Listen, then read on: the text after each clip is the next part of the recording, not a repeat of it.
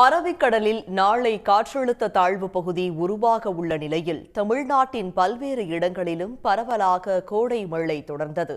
ஒரு வாரமாக பரவலாக நீடிக்கும் மழையால் கோடைக்காலம் மழைக்காலம் போல மாறிவிட்டது. சென்னை மற்றும் புறநகர் பகுதிகளில் நேற்று இரவும் மழை கொட்டியது. காலை முதலே வான மேகமூட்டத்துடன் காணப்பட்ட நிலையில் தேனாம்பேட்டை, அண்ணா சாலை, அண்ணா நகர், கோயம்பேடு உள்ளிட்ட இடங்களில் இரவில் பரவலாக கனமழை பெய்தது. திருவொற்றியூரில் 1 மணி நேரம் கனமழை கொட்டியதால் சாலைகளில் தண்ணீர் பெருக்கெடுத்து சாலை ஓர கடைகளில் வணிகம் பாதிக்கப்பட்டது.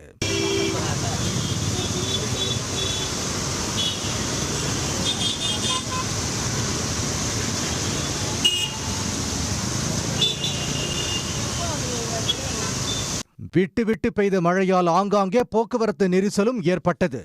இதனால் பணி முடிந்து வீடு திரும்பியோர் சிரமத்திற்கு ஆளாகினர். கள்ளக்குறிச்சியில் சுமார் 1 மணி நேரம் கனமழை பெய்தது. இதனால் சாலைகளில் மழைநீருடன் கழிவுநீரும் கலந்து நின்றதால் வாகன ஓட்டிகள் சிரமத்தை எதிர்கொண்டனர்.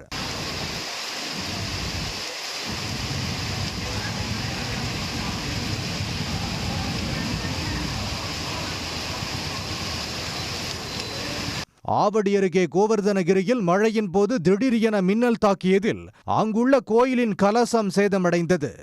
மேலும் அப்பகுதியில் வீடுகளில் உள்ள மின்சாரம் சார்ந்த பொருட்களும் பழுதாகின.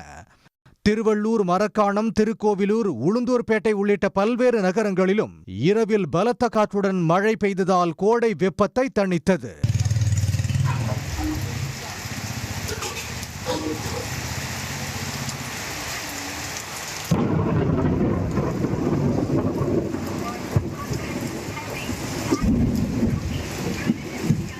அரக்கோணத்தில் 2வது நாளாக மழை தொடர்ந்ததால் அங்குள்ள தரைப்பாலத்தில் மழைநீர் சூழ்ந்தது. இதனால் மாலை நேரத்தில் கடும் போக்குவரத்து நெரிசல் உண்டானது.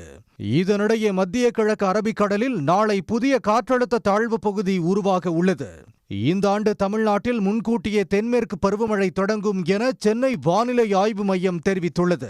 வரும் 28ஆம் தேதிக்கு பிறகு தென்மேற்கு பருவமழை எதிர்பார்க்கப்பட்ட நிலையில் தற்போது வானிலை மாற்றத்தால் 24 அல்லது 25ஆம் தேதியே தமிழ்நாட்டில் தொடங்கும் என கூறியுள்ளது. இன்று தமிழ்நாட்டில் ஓரிரு இடங்களில் இடி மின்னலுடன் கூடிய மிதமான மழை தொடரும் எனவும் வானிலை மையம் தெரிவித்துள்ளது. உடனுக்குடன் செய்திகளை தெரிந்து கொள்ள சன் நியூஸ் பெல் ஐகானை கிளிக் பண்ணுங்க.